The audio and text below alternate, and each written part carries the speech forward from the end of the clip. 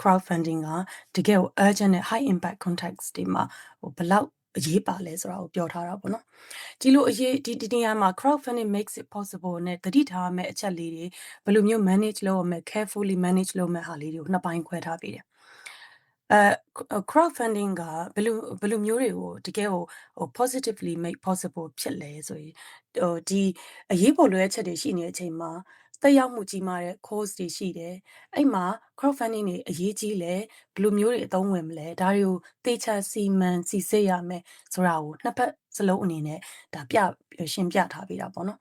ပထမပိုင်းမှာတော့ crowdfunding ကဘယ်လိုမျိုးတွေကိုဘာတွေကိုဖြစ်နိုင်စေလဲပေါ့အရေးကြီးဆုံးကတကယ်ကိုအရေးကြီးတဲ့ rapid mobilization ပေါ့ဒီနေရာမှာပေါ့နော်ဥပမာအနေနဲ့ပြောရလို့ရှိရင်မနစ်ကကမ္မကောင်းစွာနဲ့ပဲဒီမြင်းကလင်ဘေးတစ်ခုဖြစ်ခဲ့တယ်။အဲ့ချိန်မှာအချိန်နဲ့တပြေးညီကိုပဲ SCF ကနေ action ယူပြီးတော့မှ platform မှာဒီဟာကို crowdfunding အကြီးလုပ်ခဲ့တာတော့3,200နဲ့တည်ပြီးလုပ်ခဲ့တာဒါပေမဲ့3,000ကျော်ရခဲ့တယ်ပေါ့နော်ဆိုတော့အဲ့ဒါကိုလည်းအချိန်နဲ့တပြေးညီချိန်နဲ့တပြေးညီ2ရက်တစ်ခါ3ရက်တစ်ခါအနေနဲ့ MOHATM ministry department ကိုပို့ပေးနိုင်ခဲ့တယ်ဆိုတော့ဒီနေရာမှာဒီ rapid mobilization ဆိုတာကိုပြောချင်တာပေါ့နော်လူမှုကွန်ရက်တွေ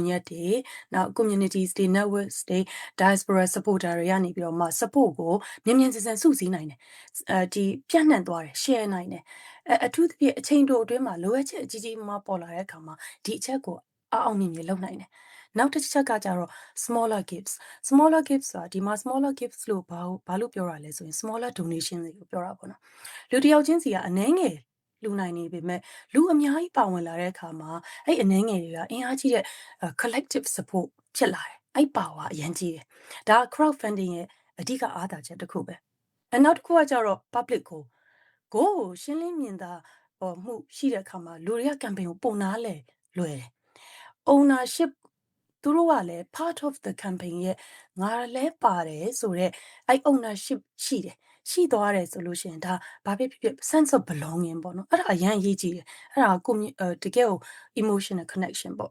ပြီးလို့ရှိရင် momentum ကိုလည်းပို့ပြီးတော့မှမြင်သာထင်သာရှိမယ်ပြီးရင်ဘယ်လောက်လိုတယ်ဆိုတာသိရင် donor ကသူ့ရဲ့ပါဝင်မှုကိုအတိတ်ပဲရှိပါဝင်ခဲ့တယ်လို့emotional connection ရမယ်ပေါ့နောက်တစ်ခုကကြတော့ campaign links တွေ social media နဲ့ private groups တွေမှာလည်း share နဲ့RCS ဆိုတာအဲ့ဒါကိုပြောတာပေါ့နော်အရန်ကိုimportant အရန်ကိုအရေးကြီးတယ် campaign links တွေ social media နဲ့ private groups တွေမှာမြန်ဆန် share နိုင်တယ်ပြန့်နိုင်တယ်ဒီအချက်က reach တွေကိုပုံမကျပြန့်စေတယ်ပုံမတိုးစေတယ်ဒါပေမဲ့ urgent ဖြစ်တယ်ဆိုတိုင်းဘာလေးကို carefully manage လုပ်ရမလဲဆိုတော့ urgent ဖြစ်တယ်ဆိုတိုင်း SCF အနေနဲ့ရောတခြားဒီ campaign တွေကိုတင်ပေးတဲ့သူတွေအနေနဲ့ရော campaign တွေကိုpromote လုပ်ပေးတဲ့သူတွေအနေနဲ့ရောနည်းနည်းလေးသတိထားဖို့ပေါ့နော်ဒါကတော့ SCF ကတကယ်ကိုဒါကိုဦးစားပေးသတိထားတယ် urgent ဖြစ်တယ်ဆိုတိုင်းစီစစ်တဲ့ဘိုင်းကိုလုံးဝမလျော့ပါဘူး urgent ဖြစ်တယ်ဆိုတဲ့အတိုင်း verification ကိုမလိုတော့ဘူးလို့ဘယ်တော့မှမသတ်မှတ်ပါဘူးပို့ပြီးတော့တောင်မှ urgent ဖြစ်လေပို့ပြီးတော့ verification ကိုပို့ပြီးတော့မှအားစိုက်လေပါယုံကြည်မှုရဖို့နဲ့ safeguard နဲ့ clarity ကိုအရန်ဦးစားပေးပါတယ်ဘာဖြစ်လို့လဲဆိုတော့လုံခြုံရေးဆိုတာအရန်လိုအပ်တယ်အဲ့လုံခြုံရေးက SCF အတွက်ရော donor တွေအတွက်ရော campaign owner တွေအတွက်ရောအကုန်လုံးဒီ public တစ်ခုလုံးအတွက်ကိုလိုအပ်တယ်ဘာဖြစ်လို့လဲဆိုတော့ဒီ verification ရော့သွားတယ်ဆိုရင် funding ကဘယ်ကိုရောက်သွားမှာလဲအဲ့ရဲ့ weakness ကို SCF ကလုံးဝအဝေမခံပါဘူးအမြဲ verification process ကို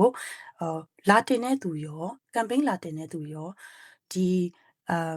campaign ရဲ့ funding ကရောက်သွားမဲ့ beneficiary အဖွဲ့တွေ individual တွေကိုအများကြီးစစ်ပါတယ်အဲ့စစ်တဲ့ verification process ကလုံးဝမလျော့ပါဘူးပေါ့နော်ရောလို့လည်းမသိဘူးလို့ထင်ပါတယ်ပေါ့နော်နောက်တစ်ခုကကြတော့ updates တွေ progress တွေရဲ့ update တွေရက်သွားလို့ရှင်တိုးလို့ပေါ့နော်ဟဲ့ဘာမှလည်း update မရှိဘူး campaign ကြီးကရက်ထားတာလားမလုပ်တော့ဘူးလားဘယ်သူမှလည်းမရှိဘူးဘာမှလည်းဓာတ်ပုံတွေအထောက်ထားတွေဘာတွေပြောနေတဲ့ဒီ campaign နဲ့ပတ်သက်တဲ့ပြောတဲ့ relevant information တွေမတက်လာဘူးဆိုလို့ရှိရင်အဲ့ခုနကconfusing တွေဖြစ်လာနိုင်တယ် အဲ့အတွက်ကြောင့်မလို့ဒိုနာတွေကဘယ်လိုထင်လာနိုင်လဲဆိုတော့ဟင် campaign ကရပ်သွားတာလားမအောင်မြင်တော့ဘူးလားအဲ့လိုဒီ emotional တွေမှာနည်းနည်းယော့လာတယ်ပေါ့နော်အဲ့အလွန်အဲ့လိုမျိုး emotional စိတ်ခံစားမှုရှိတဲ့ campaign တစ်ခုဖြစ်နေတယ်ဆိုလို့ရှရင်လဲ reporting နဲ့ progress visibility မရှိဘူးဆိုရင် long term trust ကလျော့သွားမယ်အဲ့လိုလေးကိုသတိထားဖို့ပေါ့နော်နောက်တစ်ခုကဒီ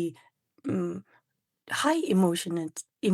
ကိုဘယ်လိုထိန်းမလဲပေါ့အဲ့ high emotion ရှိတဲ့အခါမှာ clear reporting